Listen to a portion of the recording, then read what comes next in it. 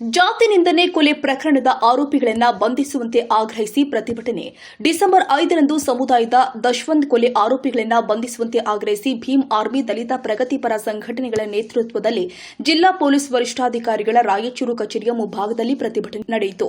ನಗರಸಭೆಯ ಮಾಜಿ ಸದಸ್ಯ ಜೆಡಿಎಸ್ ಮುಖಂಡ ಬಿ ತಿಮ್ಮಾರೆಡ್ಡಿ ಹಾಗೂ ಆತನ ಸಹಚರರು ವಿನಾಕಾರಣ ಜಾತಿ ನಿಂದನೆ ಮಾಡಿ ಹಲ್ಲೆ ಮಾಡಿದ ಪರಿಣಾಮ ನಗರದ ಮಾರ್ಕೆಟ್ ಯಾರ್ಡ್ ಪೊಲೀಸ್ ಠಾಣೆಯಲ್ಲಿ ಅಕ್ಟೋಬರ್ 6ರಂದು ಬಿ ತಿಮ್ಮಾರೆಡ್ಡಿ ಸೇರಿ ಇತರೆ 5 ವಿರುದ್ಧ ವಿವಿಧ ಕಲ್ಲಂಗಡಿಗಳಲ್ಲಿ ಜಾತಿ ನಿಂದನೆ ಹಾಗೂ ಕೊಲೆ ಪ್ರಕರಣ ದಾಖಲಾಗಿತ್ತು. ಜಾಮೀನು ರಹಿತವಾದ ಗಂಭೀರ ಸ್ವರೂಪದ ಪ್ರಕರಣ ದಾಖಲಾಗಿ 2 ತಿಂಗಳು ಕಳೆದರೂ ಕೂಡ ಈವರೆಗೆ ಯಾವುದೇ ಆರೋಪಿಗಳನ್ನು ಬಂಧನ ಮಾಡಲಾಗಿಲ್ಲ ಅಂತ ಪ್ರತಿಭಟನಾಕಾರರು ಆಕ್ರೋಶ ವ್ಯಕ್ತಪಡಿಸಿದ್ದಾರೆ.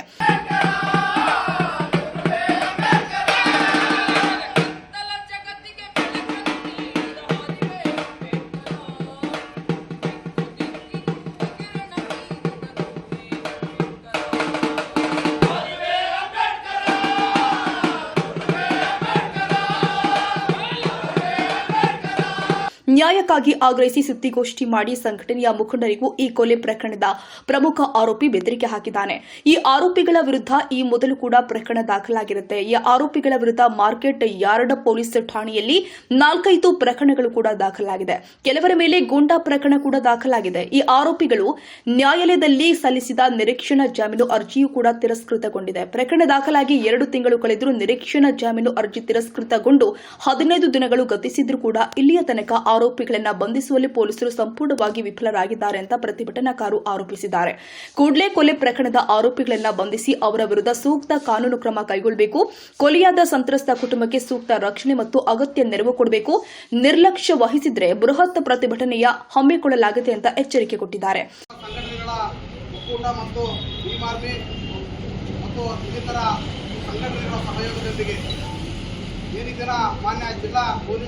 ಅಧೀಕ್ಷಕರ ಕಚೇರಿಗೆ ಮುತ್ತಿಗೆ ಹಾಕಿದ್ದೀವಿ. ಮುತ್ತಿಗೆ ಹಾಕಿರ್ತಕ್ಕಂಥ ವಿಷಯ ಬಹಳ ಸ್ಪಷ್ಟವಾಗಿ ಮಾನ್ಯ ಈ ಜಿಲ್ಲೆ SP ಅವರು ಅರ್ಥ ಮಾಡ್ಕೊಂಡಿದ್ದಾರೆ.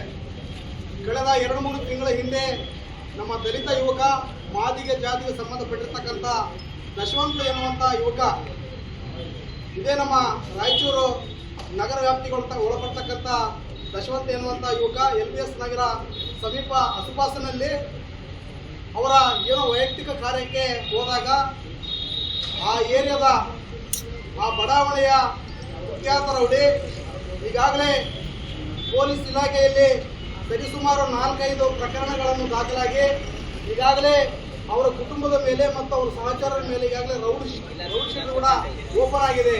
ಅಂತಹ ವ್ಯಕ್ತಿ ಬಿ ತಿಮ್ಮಾರೆಡ್ಡಿ ಎನ್ನುವಂಥ ವ್ಯಕ್ತಿ ನಮ್ಮ ಮಾದಿಗ ಜಾತಿಯ ದಶವಂತ ಎನ್ನುವಂಥ ಯುವಕರನ್ನು ಬರ್ಬರವಾಗಿ ಕೊಲೆ ಮಾಡಿಸಿರುವಂಥ ಘಟನೆ ಇದೇ ನಮ್ಮ ರಾಯಚೂರು ಜಿಲ್ಲೆಯಲ್ಲಿ ನಡೆದಿರುವಂಥದ್ದು ಎಲ್ಲ ಇಲಾಖೆಗೆ ಗೊತ್ತು, ನಮ್ಮೆಲ್ಲರಿಗೂ ಗೊತ್ತು. ಆದರೆ ನಮ್ಮ ದಶವಂತ ಎನ್ನುವಂಥ ಯುವಕನ ಕೊಲೆ ಮಾಡಿರ್ತಕ್ಕಂಥ ಆರೋಪಿಗಳನ್ನು ಮತ್ತು ಅವರನ್ನು ಬಂಧಿಸುವಲ್ಲಿ ಇವತ್ತಿಗೂ DCR ಪೊಲೀಸ್ ಇಲಾಖೆ ವಿಫಲವಾಗಿದೆ. ಆ ಕಾರಣದಿಂದಾಗಿ ಇವತ್ತು ನಾವು ಅವರನ್ನು ಕೂಡಲೇ ಅರೆಸ್ಟ್ ಮಾಡಬೇಕು ಮತ್ತು ಈಗಾಗಲೇ ಏನೋ ರೌಡಿ ಶೀಟರ್ ಪ್ರಕರಣಗಳಲ್ಲಿ ಭಾಗಿಯಾಗಿ ಕಾನೂನು ಸುವ್ಯವಸ್ಥೆಗೆ ಏನೋ ಧಕ್ಕೆ ತರ್ತಕ್ಕಂಥ ಕೆಲಸವನ್ನು ದಿನನಿತ್ಯವನ್ನು ಚಟುವಟಿಕೆಯನ್ನು ಮಾಡ್ತಾ ಇದ್ದಾರೆ. ಅವ್ರ ಮೇಲೆ ಪೊಲೀಸ್ ನಿಗಾ ವಹಿಸಿ ಮತ್ತೊಂದ್ಸಲ ಅವರನ್ನು ಗಡಿಪಾರು ಮಾಡಿ ಜಿಲ್ಲೆಯ ಗಡಿಪಾರು ಮಾಡಬೇಕೆನ್ನುವಂಥ ಮೆಮೊರಾಂಡವನ್ನು ಈ ಜಿಲ್ಲೆಯ ಮಾನ್ಯ SP ಅವರಿಗೆ ಕೊಟ್ಟಿದ್ದೀವಿ. ಈಗಾಗಲೇ ಆರೋಪಿಗಳಲ್ಲಿ A2 ಸಂತೋಷ್ ರೆಡ್ಡಿ ಎನ್ನುವಂಥ ಯುವಕ ಆರೋಪಿ ಈಗಾಗಲೇ ಬೇಲ್ ಮಾಡಿಸ್ಕೊಂಡು ರಾಯಚೂರು ಜಿಲ್ಲೆಯಲ್ಲಿ ರಾಜಾರೋಷವಾಗಿ ಓಡಾಡ್ತಾ ಇದ್ದಾನೆ. ಇನ್ನುಳಿದಂಥ ಆರೋಪಿಗಳನ್ನು ಅಬ್ಸ್ಕಾಂಡ್ ಅಂತ ಪೊಲೀಸ್ ಹೇಳ್ತಾ ಇದ್ದಾರೆ. ಆದರೆ ದಶವಂತ ಕುಟುಂಬಕ್ಕೆ ನ್ಯಾಯ ಕೊಡ್ರಿ ಅನ್ನುವಂಥ ಧ್ವನಿ ಯಾರು ಹೇಳ್ತಾ ಇದ್ದಾರೆ ಅವ್ರ ಮೇಲೆ ದಿನನಿತ್ಯ ನಮಗೆ ಕೊಲೆ ಬೆದರಿಕೆಗಳು ಬರ್ತಾನೆ ಇದ್ದಾವೆ. ಸೊ ಅವರು ಎಲ್ಲೋ ಬೇರೆ ಎಲ್ಲೂ ಹೋಗಿಲ್ಲ, ಏನೋ ಬಿಹಾರಕ್ಕೆ ಹೋಗಿಲ್ಲ, ಪಾಕಿಸ್ತಾನಕ್ಕೆ ಹೋಗಿಲ್ಲ, ಇಲ್ಲೇ ನಮ್ಮ ರಾಯಚೂರು ಪಕ್ಕದಲ್ಲಿ ಎಲ್ಲೋ ಅಕ್ಕಪಕ್ಕದಲ್ಲಿ ಇದ್ದಾರೆ ಅನ್ನುವಂಥ ನಮಗೆ ಅವ್ರ ಮೇಲೆ ಅನುಮಾನಗಳು ಮೂಡ್ತಾ ಇದ್ದಾವೆ ಮತ್ತು ನಮ್ಮ ಮೇಲೆ ಕೂಡ ಕೊಲೆ ಬೆದರಿಕೆಗಳು ಬರ್ತಾ ಇದ್ದಾವೆ.